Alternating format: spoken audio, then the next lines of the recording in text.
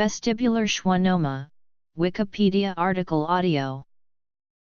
A vestibular schwannoma is a benign primary intracranial tumor of the myelin-forming cells of the vestibulocochlear nerve. A type of schwannoma, this tumor arises from the Schwann cells responsible for the myelin sheath that helps keep peripheral nerves insulated. Although it is also called an acoustic neuroma, this is a misnomer for two reasons. First, the tumor usually arises from the vestibular division of the vestibulocochlear nerve, rather than the cochlear division. Second, it is derived from the Schwann cells of the associated nerve, rather than the actual neurons. Approximately 2,000 to 3,000 cases are diagnosed each year in the United States. Comprehensive studies from Denmark published in 2012 showed an annual incidence of 19 to 23 per million from 2002 to 2008. Over the last 30 years the reported incidents have been increasing, until the last decade in which an approximation of the true incidence may have been found. Most recent publications suggest that the incidence of vestibular schwannomas have been rising because of advances in MRI scanning. Signs and symptoms. Hearing loss. Most cases are diagnosed in people between the ages of 30 and 60, and men and women appear to be affected equally. Most vestibular schwannomas occur spontaneously in those without a family history. One confirmed risk factor is a rare genetic mutation called NF2. The primary symptoms of vestibular schwannoma are unexplained progressive unilateral hearing loss and tinnitus, and vestibular symptoms. Treatment of the condition is by surgery or radiation, and often results in substantial or complete hearing loss in the affected ear. Observation over time also usually results in hearing loss in the affected ear. Early symptoms are easily overlooked, sometimes mistaken for the normal changes of aging or attributed to noise exposure earlier in life, often delaying diagnosis. The most prevalent symptoms in patients suffering from vestibular schwannoma is hearing loss, tinnitus, and vertigo. The first symptom in 90% of those with an acoustic neuroma is unexplained unilateral sensorineural hearing loss, meaning there is damage to the inner ear or nerve pathways from the inner ear to the brain. It involves a reduction in sound level, speech understanding and hearing clarity. In about 70% of cases there is a high-frequency pattern of loss. The loss of hearing is usually subtle and worsens slowly, although occasionally a sudden loss of hearing may occur. Hearing loss can vary from mild hearing loss to complete deafness. Unilateral tinnitus is also a hallmark symptom of acoustic neuroma. Not all patients with tinnitus have acoustic neuroma and not all inpatients have tinnitus. Most of them do, however, both before and after treatment. Tinnitus. Since the balance portion of the eighth nerve is where the tumor arises, unsteadiness and balance problems or even vertigo may occur during the growth of the tumor. The remainder of the balance system sometimes compensates for this loss, and, in some cases, no imbalance will be noticed. Balance or vertigo is the third most common symptom in patients with acoustic neuromas. The onset of these may be subtle, like disorientation in dark hallways, and be dismissed as age-related decline. These symptoms tend to occur later in the development of the tumor. Vestibular schwannoma patients sometimes complain of a feeling that their ear is plugged or full. Balance. Larger tumors can press on the trigeminal nerve, causing facial numbness and tingling, constantly or intermittently. The facial nerve is rarely affected in the same way, however, due to its proximity to some structures of the inner and middle ear, it can be damaged during radiological treatment or surgical removal of the tumor, particularly in the case of large growths. At the time some people learn they have an acoustic neuroma, they are also told that this tumor may involve the nerve that controls facial movement. However, it is much more common for treatment, rather than the tumor itself, to damage this nerve, leading to weakness or paralysis of the face. Taste, a sensation that reflects accurately sweet, sour, bitter, and bland, is also a function of the facial nerve.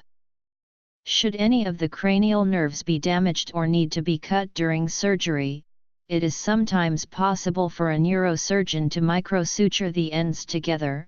However, this is a new and very delicate specialist procedure, where long recovery times, incomplete healing and some permanent loss of function are to be expected. Recurring headaches are an uncommon symptom, also tending to occur only in cases of larger tumors. Pressure in the ear. Large tumors may cause disabling and life-threatening symptoms. Facial weakness or paralysis. Large tumors that compress the adjacent brainstem may affect other local cranial nerves. The glossopharyngeal and vagus nerves are uncommonly involved, but their involvement may lead to altered gag or swallowing reflexes. Headache. Larger tumors may lead to increased intracranial pressure, with its associated symptoms such as headache, vomiting, clumsy gait and mental confusion. This can be a life-threatening complication requiring urgent treatment. The cause of acoustic neuromas is usually unknown, however there is a growing body of evidence that sporadic defects in tumor suppressor genes may give rise to these tumors in some individuals.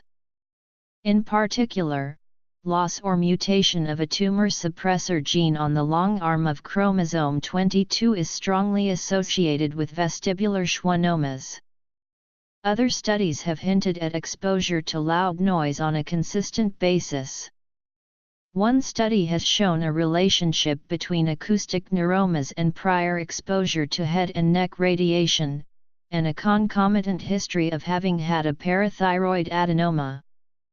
There are even controversies on handheld cellular phones.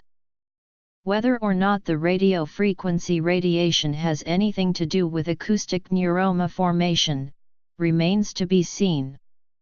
To date, no environmental factor has been scientifically proven to cause these tumors.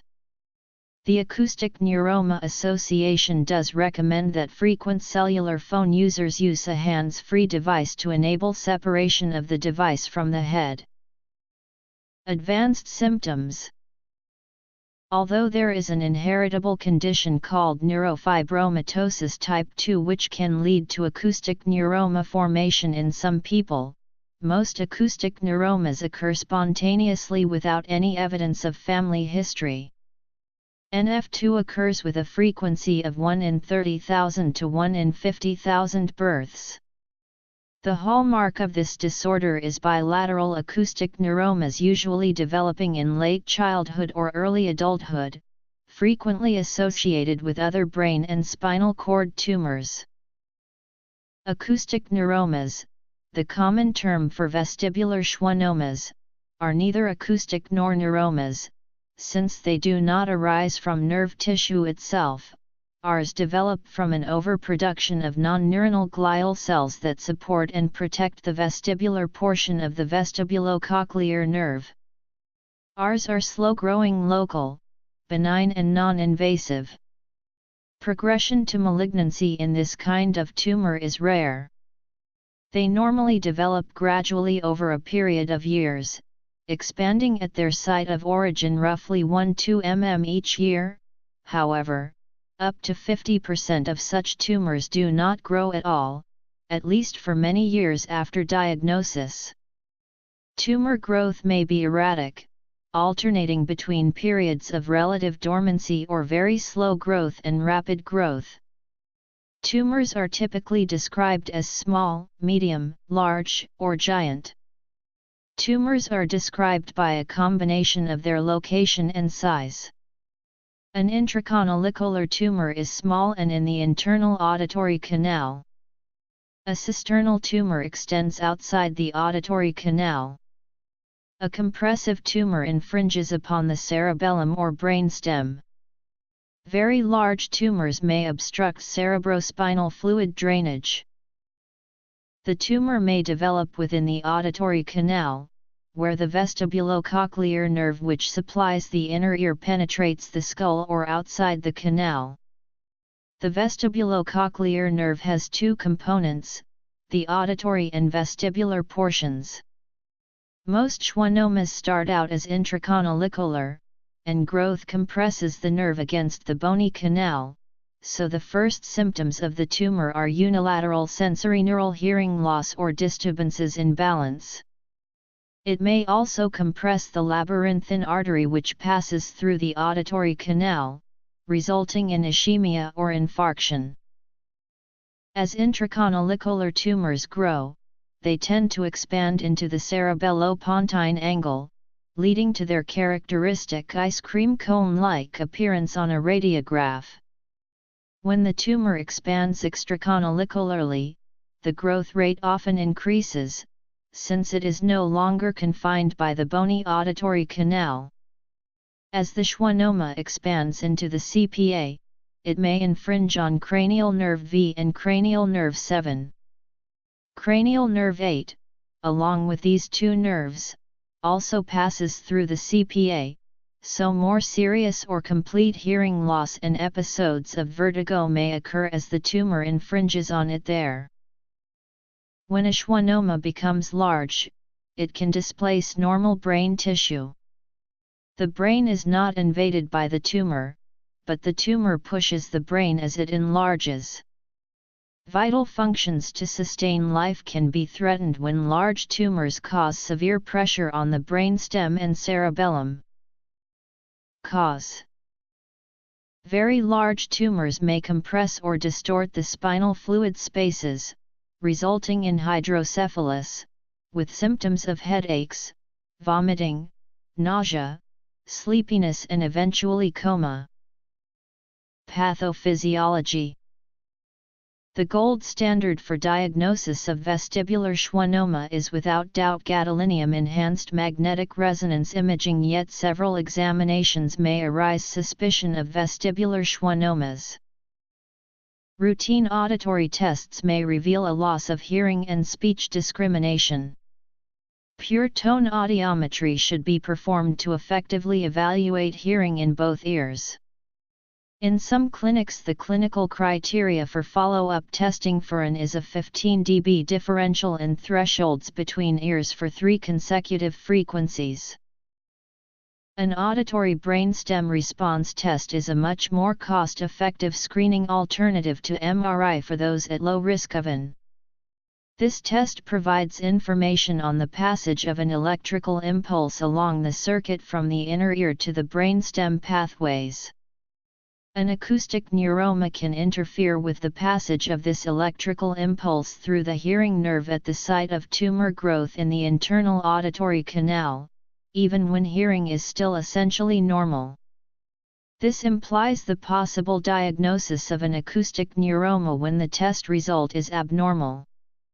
An abnormal auditory brainstem response test should be followed by an MRI.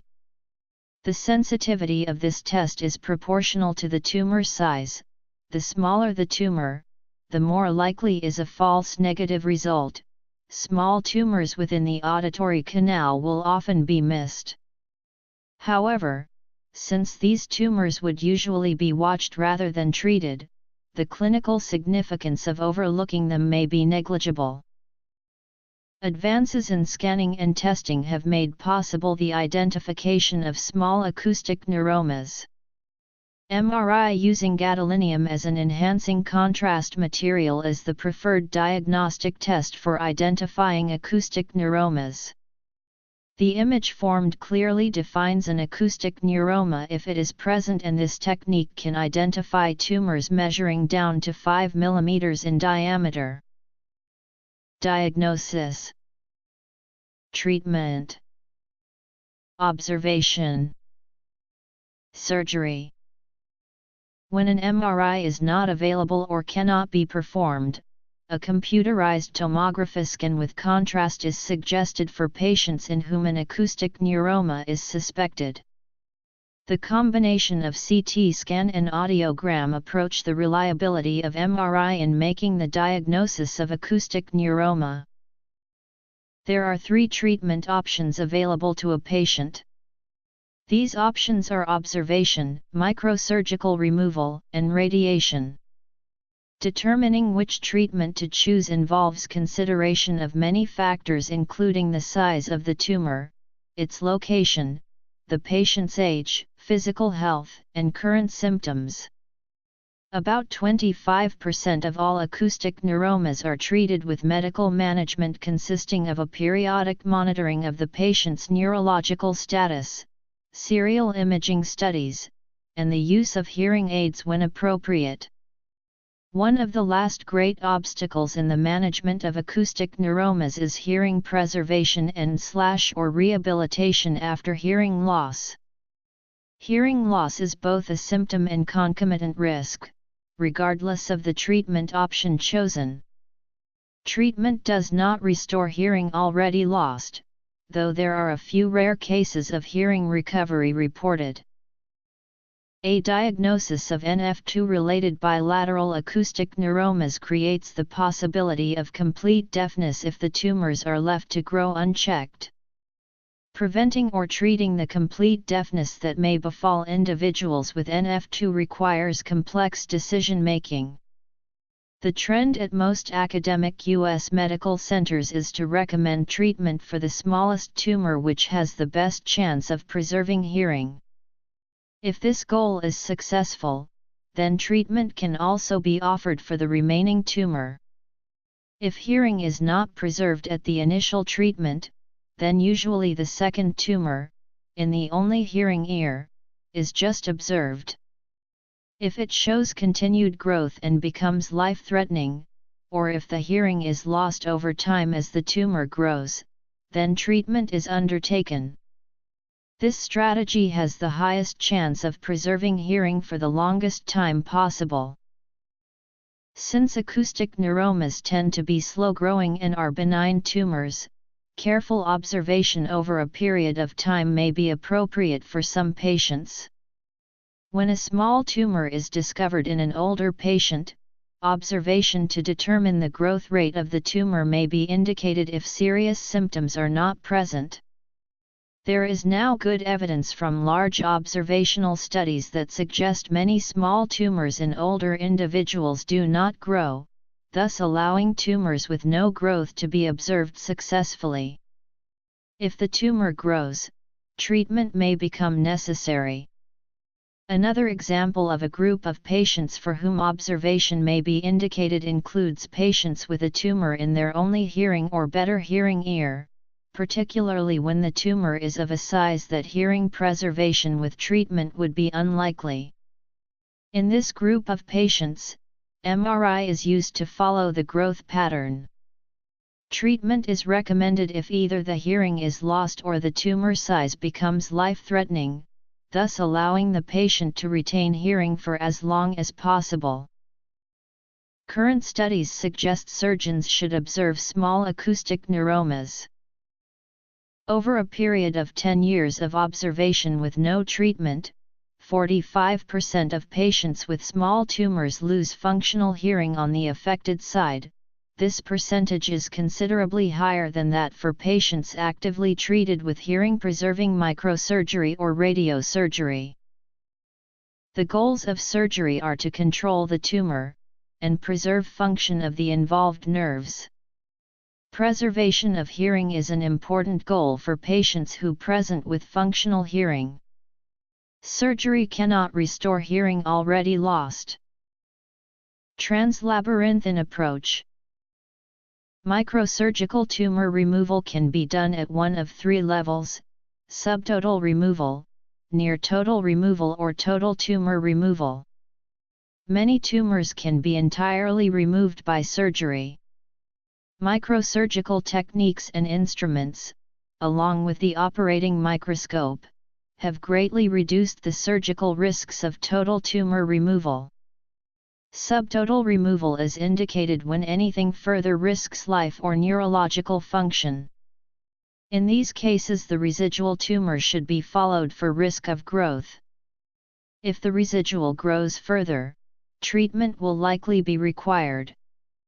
Periodic MRI studies are important to follow the potential growth rate of any tumor. Near total tumor removal is used when small areas of the tumor are so adherent to the facial nerve that total removal would result in facial weakness. The piece left is generally less than 1% of the original and poses a risk of regrowth of approximately 3%. There are three main surgical approaches for the removal of an acoustic neuroma: translabyrinthine, retrosigmoid/suboccipital, and middle fossa. The approach used for each individual person is based on several factors such as tumor size, location, skill, and experience of the surgeon, and whether hearing preservation is a goal. Each of the surgical approaches has advantages and disadvantages in terms of ease of tumor removal, likelihood of preservation of facial nerve function and hearing, and post-operative complications. During surgery, intraoperative neurophysiological monitoring of the facial, acoustic, and lower cranial nerves can reduce the risk of injury. In particular, following the 1991 NIH National Institutes of Health Acoustic Neuroma Consensus Panel, the use of facial nerve monitoring has become a standard practice in the United States to reduce the risk of facial paralysis. Retrosigmoid/suboccipital approach. Middle fossa approach. Complications due to surgery. With massive tumors that compress the brainstem and cerebellum, staged surgical approaches or subtotal surgical resection followed by stereotactic radiosurgery may reduce the risks to life, brain, and cranial nerves. The translabyrinthine approach may be preferred by the surgical team when the patient has no useful hearing, or when an attempt to preserve hearing would be impractical. The incision for this approach is located behind the ear and allows excellent exposure of the internal auditory canal and tumor. Since the incision goes directly through the inner ear, this results in permanent and complete hearing loss in that ear. Many patients with medium to large ANS have no functional hearing in the ear anyway, so this may not be an issue. The surgeon has the advantage of knowing the location of the facial nerve prior to tumor dissection and removal. Any size tumor can be removed with this approach, and this approach affords the least likelihood of long-term post-operative headaches. The incision for this approach is located in a slightly different location. This approach creates an opening in the skull behind the mastoid part of the ear, near the back of the head on the side of the tumor. The surgeon exposes the tumor from its posterior surface, thereby getting a very good view of the tumor in relation to the brainstem. When removing large tumors through this approach, the facial nerve can be exposed by early opening of the internal auditory canal. Any size tumor can be removed with this approach. One of the main advantages of the retrosigmoid approach is the possibility of preserving hearing. For small tumors, a disadvantage lies in the risk of long-term post-operative headache. This approach is in a slightly different incision location and is utilized primarily for the purpose of hearing preservation in patients with small tumors, typically confined to the internal auditory canal. A small window of bone is removed above the ear canal to allow exposure of the tumor from the upper surface of the internal auditory canal, preserving the inner ear structures. Cancers. There are documented incidences of new malignant gliomas and malignant progression of ANS after focused radiotherapy using either SRS or FRT for benign intracranial lesions. Most patients present with tinnitus before treatment, and also have it after treatment. About 1 in 5 patients without tinnitus acquire it, and for about 2 in 5 with tinnitus it resolves or decreases. While formerly, preservation of hearing during treatment was very unlikely, the newer techniques of microsurgery and stereotactic radiotherapy have enabled the preservation of functional hearing in the majority of cases. Overall, 60 to 66% of persons treated for AR preserve their hearing. Likelihood of preserving hearing is correlated with better hearing pre-treatment, and smaller size of tumor. If preservation of hearing is an important goal, the choice of surgical approach may be different. Even in those with functional hearing following surgery or radiotherapy, hearing may decline for years afterward. Tumor regrowth occurs in 1 to 3% of cases treated surgically, and 14% in cases treated with radiation. Likelihood of regrowth is proportional to the bulk of tumor remaining in case of surgery, and inversely proportional to radiation dose in case of radiotherapy. In case retreatment with surgery following radiation was required, the rate of complications was from 19.4% to 27% in 2 different studies, because the tumor tends to fuse to the nerve. In the 2012 Acoustic Neuroma Association patient survey, 29% of the respondents reported facial weakness or paralysis, some of which were pre and some were post-treatment. This represents a significant improvement from the 1998 Acoustic Neuroma Association patient survey of post-treatment acoustic neuroma patients, which revealed that at the time they completed the survey, only 59% were satisfied with the appearance of their face. Treatment for an acoustic neuroma may damage the facial nerve either with surgery or radiation. It is usually possible, however, to preserve some degree of facial function even in cases where the nerve is extensively involved. For those with partial nerve regeneration, in whom some facial weakness remains, non-surgical facial rehabilitation therapies also may be beneficial. Taste disturbance and mouth dryness are frequent for a few weeks following surgery. In a few patients this disturbance is longer or permanent.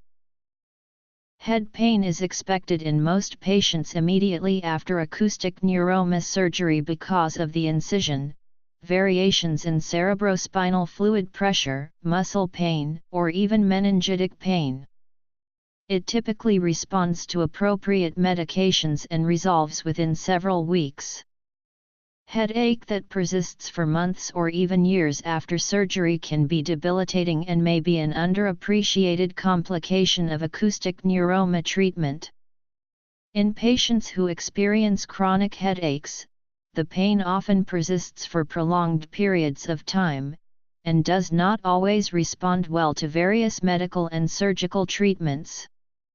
The exact prevalence and causes of chronic postoperative headache are elusive. After surgical treatment of acoustic neuroma, the reported incidence of headache in the 2012 Acoustic Neuroma Association patient survey has ranged from 0% to 35% depending on the type of surgical approach, technique used and reporting interval since surgery. Frequent and severe postoperative headaches have been more often associated with the suboccipital/retrosigmoid approach than the translabyrinthine or middle fossa approaches. Essentially everyone who has been treated for an acoustic neuroma experiences difficulty with balance and/or dizziness to some degree. For some, this instability may be mild and noticeable only in certain circumstances, such as ambulating with head movements, or walking in the dark. For others, there may be difficulty returning to work, or even performing regular daily activities such as driving, shopping, housework, and even working on a computer. In rare cases where large tumors infringe on the brainstem which controls motor nerves, with or without surgery, paralysis or death can result. This occurs in less than 1% of large tumors. Another treatment option for an acoustic neuroma is radiation. Stereotactic radiation can be delivered as single-fraction stereotactic radiosurgery or as multi-session fractionated stereotactic radiotherapy. Both techniques are performed in the outpatient setting, not requiring general anesthesia or a hospital stay. The purpose of these techniques is to arrest the growth of the tumor. This treatment has not been well studied and thus it is unclear if it is better than observation or surgery. Tinnitus 2. Hearing loss 2. All types of radiation therapy for acoustic neuromas may result in tumor control in which the tumor cells die and necrosis occurs. Tumor control means that the tumor growth may slow or stop and, in some cases, the tumor may shrink in size. Acoustic neuroma tumors have been completely eliminated by radiation treatments in almost no cases. In other words, radiation cannot remove the tumor like microsurgery would. Tumors under 2.5 to 3.0 centimeters, without significant involvement of the brainstem, are more favorable for radiation treatment. Side effects can occur when the brainstem is irradiated and in some cases of large tumors, radiation is suggested against. In single-dose treatments, hundreds of small beams of radiation are aimed at the tumor. This results in a concentrated dose of radiation to the tumor and avoids exposure of surrounding brain tissues to the radiation. Many patients have been successfully treated this way. Facial weakness or numbness, in the hands of experienced radiation physicians, occurs in only a small % of cases. Hearing can be preserved in some cases. Tumor regrowth. The multi-dose treatment, FSR, delivers smaller doses of radiation over a period of time, requiring the patient to return to the treatment location on a daily basis, from 3 to 30 times, generally over several weeks. Each visit lasts a few minutes and most patients are free to go about their daily business before and after each treatment session. Early data indicates that FSR may result in better hearing preservation when compared to single-session SRS. Facial nerve damage. Taste disturbance and mouth dryness. Headaches. Balance 2. Paralysis and death. Radiation. Epidemiology. Notable people. Notes. Radiated patients require lifetime follow-up with MRI scans. Follow-up after SRS and FSR typically involves an MRI scan and audiogram at 6 months, 1 year, then yearly for several years, then every second or third year indefinitely to make sure the tumor does not start to grow again. Patients should understand there have been rare reports of malignant degeneration after radiotherapy. In some cases the tumor does not die and continues to grow. In those instances, another treatment is necessary, either microsurgery or sometimes another dose of radiation. Studies are beginning to appear for the other modalities. All of the techniques use computers to create three-dimensional models of the tumor and surrounding neural structures. Radiation physicists then create dosimetry maps showing the level of radiation to be received by the tumor and the normal tissues. Surgeons, radiation therapists, and physicists then modify the dosimetry to maximize tumor doses and minimize radiation toxicity to surrounding normal tissues. Treatments generally last 30–60 minutes. Just like for surgery, the experience of the team in treating acoustic neuromas with all modalities can affect outcomes. There are a multitude of studies supporting short-term and longer-term tumor control with radiation. Unfortunately, as is the case with microsurgical studies, most have inconsistent follow-up to draw definitive conclusions. Vestibular schwannoma is a rare condition. Incident rate in the U.S. in 2010 was 11/1,000,000 persons. Mean age 53. Occurrence was equally distributed versus age, gender, and laterality. In patients with unilateral hearing loss, only about 1 in 1,000 has acoustic neuroma. American actor, director, humanitarian, social activist and film producer Mark Ruffalo was diagnosed with vestibular schwannoma in 2001, which resulted in a period of partial facial paralysis. He recovered from the paralysis, however, he became deaf in his left ear as a result of the tumor. Guitarist/composer/producer David Torn was diagnosed with an acoustic neuroma in 1992. It required intricate surgery that left him deaf in the right ear and burdened by many other health obstacles. American actress and designer Tara Subkoff was diagnosed with schwannoma in 2009. Successfully underwent surgery, but was left with permanent nerve damage and deafness in right ear. Sian Watkins, better known under her stage name T-Boz, R&B singer from the R&B/hip-hop group TLC, was diagnosed with a strawberry-sized acoustic neuroma on her vestibular nerve in 2006. Many physicians refused to remove the tumor due to her sickle cell-related complications, leaving her alternatives grim.